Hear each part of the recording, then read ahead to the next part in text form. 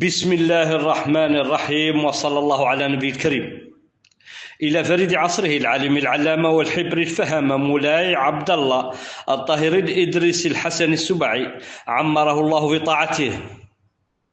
بعد التحية والتقدير، يسعد ويشرف آل الشبيه من حفدة العالم العلامة الشبيه ولبه المسوي ليعقوب طيب الله ثراه الاطمئنان عليكم بعد الجراحة التي خضعتم لها في مستشفى في مدينة وهران، ويتضرعون إلى المولى عز وجل أن يتم عليكم نعمه بشفاء لا يغادر سقما، إنه سميع مجيب.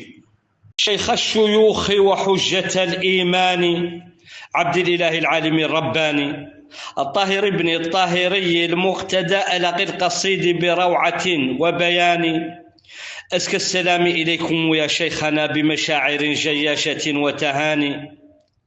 بعد الشفاء تحية لطبيبنا لك الهمام المؤمن الوهراني، إذ نحمد أن الله عز جلاله ندعوه حقا للعلا والشان بالعلم والتوجيه والتأليف في عز ونصر رائع وأمان.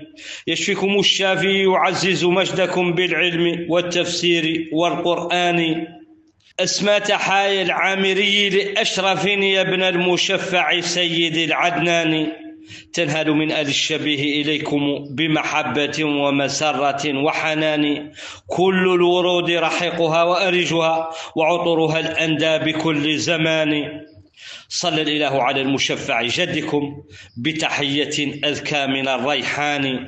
نواكشوط في 18 شعبان 1446 الموافق 17 فبراير 2025. المختار والمحمد عبد الله والشبيه.